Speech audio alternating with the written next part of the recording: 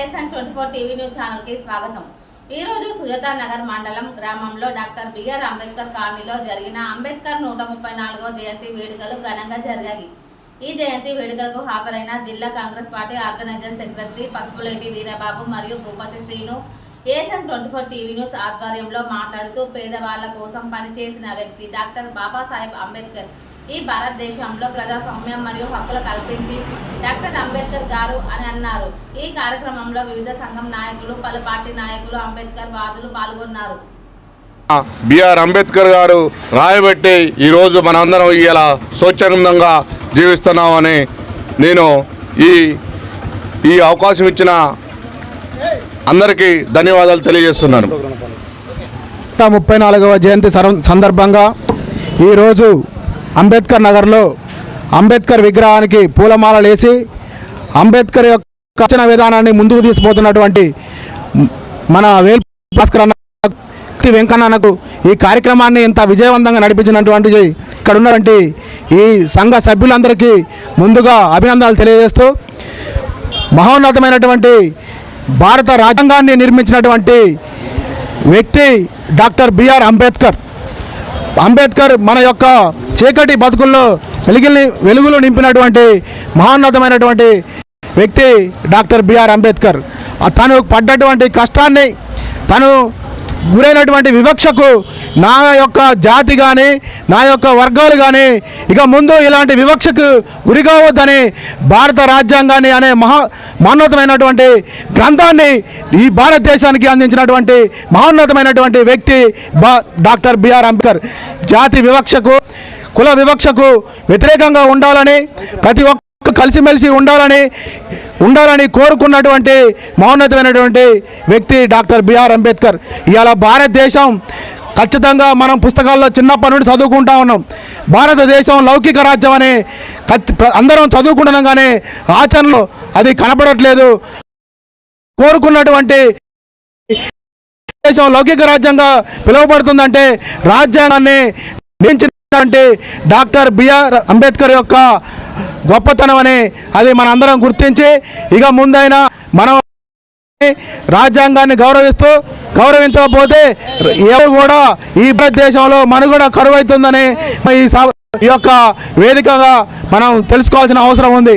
భారత రాజ్యాంగాన్ని తుంగలో దొక్కి మనువాద ధర్మాన్ని తీసుకొచ్చి భారతదేశంలో ఆధిపత్యాన్ని చూపాలనేటువంటి విధానాన్ని వ్యతిరేకిస్తూ భారత రాజ్యాన్ని కాపాడాల్సినటువంటి అవసరం మనందరిపై ఈ జయంతి సందర్భంగా మనందరం అన్ని కులాలు ఐక్యంగా కుల మతాలకు వ్యతిరేకంగా కొట్లాడి భారత రాజ్యాంగాన్ని మనం కాపాడుకుందామని ఈ యొక్క జయంతి సందర్భంగా కోరుకుంటూ ఈ అవకాశం ఇచ్చినటువంటి ఇక్కడ ఉన్నటువంటి నాయకత్వానికి నా యొక్క అభినందనలు తెలియజేస్తూ ముగిస్తా ఉన్నా। బాబన్న చాలా ముందు నుంచి కూడా కార్యక్రమాలు నిర్వహిస్తూ ఉన్నారు, వారికి ప్రత్యేకత। అదేవిధంగా కత్తి వెంకన్న గారు వారు వచ్చి నిలబడి ఆ మీడియాకి ఒక 2 నిమిషాలు మీ సందేశాన్ని ఇవ్వాల్సిందిగా కోరుతాము। అన్నగారు ఉండండి। అందరికీ జై భీమ్। ఈరోజు మరి డాక్టర్ బిఆర్ అంబేద్కర్ జయంతి సందర్భంగా మహారథులు పెద్దలందరూ కూడా వచ్చి వారిని గురించి, వారి స్ఫూర్తిని గురించి తెలియజేస్తూ ఉంటే మనకి ఎంతో గర్వకారణంగా మరి తెలియని విషయం తెలియజేస్తూ ఉంటే ఎంతో ఉత్సాహంగా, ఇంకా అంబేద్కర్ గారి ఘోరంతా కూడా తెలియదు, వారి గురించి తెలియడానికి విధంగా మరి భావన కథ ఇస్తున్నారా 100 చీకటి సూర్యుడు చీకటి నుంచి జ్ఞానం అనే వెలుగుగా మరి అద్భుతంగా మరి ఉద్భవించిన బాబాసాహెబ్ అంబేద్కర్ గారు మరి అడగాలని అన్ని వెంట పెట్టుకొని మరి అన్ని కులాల వారి కోసం, మరి అన్ని మతాల వారి కోసం కూడా వారు మరి అవమానాలు పాలయ్యి వారందరూ మరి వాళ్ళని కూడా ఇదే అవమానాన్ని నుంచి మనం రక్షించాలంటే ఏం చేయాలని దీనికి కావాలి, గొప్ప పొలంలో పుట్టలేదు, గొప్ప చదువుకున్నట్టు ఈ అన్ని రంగాల వారి కూడా ఒక తీసుకురావచ్చనే జ్ఞానంతో ఆయన చదువుకోవడం జరిగింది.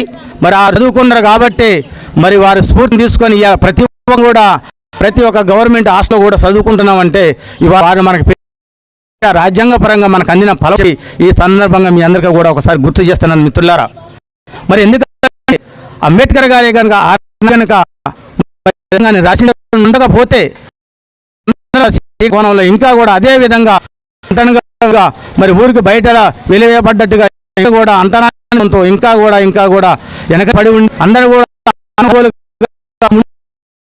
కాదు. కాబట్టి ఈ రోజున మనకి ఇంత స్వతంత్రంగా మాట్లాడగలుగుతున్నాం.